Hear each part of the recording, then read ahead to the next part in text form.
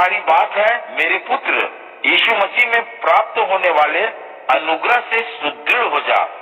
बहुत से लोगों की साक्षी में मुझसे तूने जो कुछ सुना है उसे उन विश्वास करने योग्य व्यक्तियों को सौंप दे जो दूसरों को भी शिक्षा देने में समर्थ हो। यातनाएं झेलने में मसीह यीशु के एक उत्तम सैनिक के समान मेरे साथ आ मिल। ऐसा कोई भी जो सैनिक के समान सेवा कर रहा है अपने आप को साधारण जीवन के जंजाल में नहीं फंसाता, क्योंकि वह अपने शासक अधिकारी को प्रसन्न करने के लिए यत्नशील रहता है।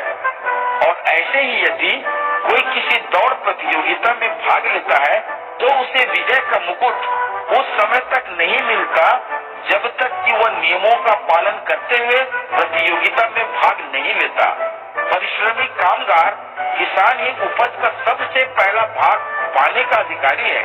मैं जो बताता हूँ उस पर विचार कर, प्रभु तुझे सब कुछ समझने की क्षमता प्रदान करेगा। यीशु मसीह का स्मरण करते रहो जो मरे हुओं में से पुनर्जीवित हो उठा है और जो दाऊद का वंशज है।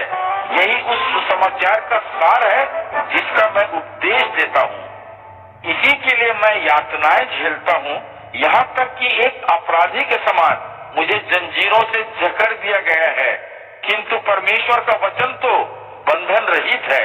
इसी कारण परमेश्वर के चुने हुए लोगों के लिए मैं हर दुख उठाता रहता हूँ, ताकि वे भी मसीह यीशु में प्राप्त होने वाले उद्धार को अनंत महिमा के साथ प्राप्त कर सकें।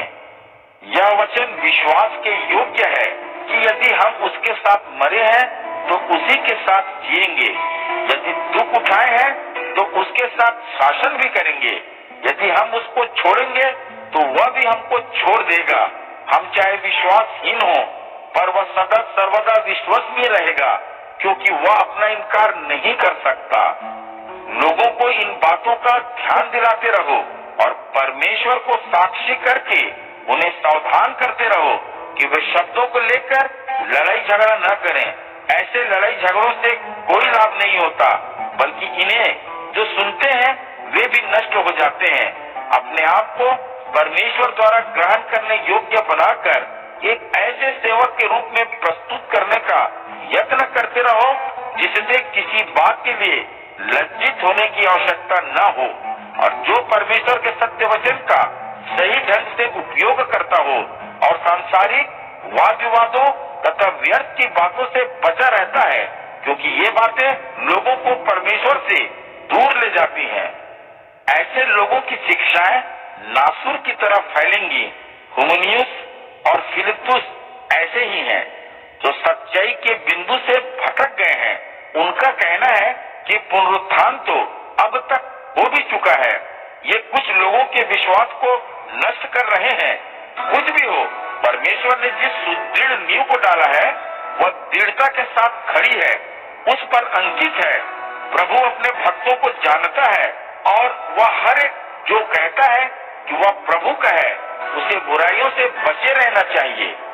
एक बड़े घर में बस सोने चांदी के ही पात्र तो नहीं होते हैं, उसमें लकड़ी और मिट्टी के बर्तन भी होते हैं। कुछ विशेष उपयोग के लिए होते हैं और कुछ साधारण उपयोग के लिए। इसलिए यदि व्यक्ति अपने आप को बुराइयों से शुद्ध कर लेता है तो वह विशेष उपयोग का बनेगा और फिर पवित्र बनकर अपने स्वामी के लिए उपयोगी सिद्ध होगा और किसी भी उत्तम कार्य के लिए तत्पर रहेगा। जवानी की बुरी इच्छाओं से दूर रहो।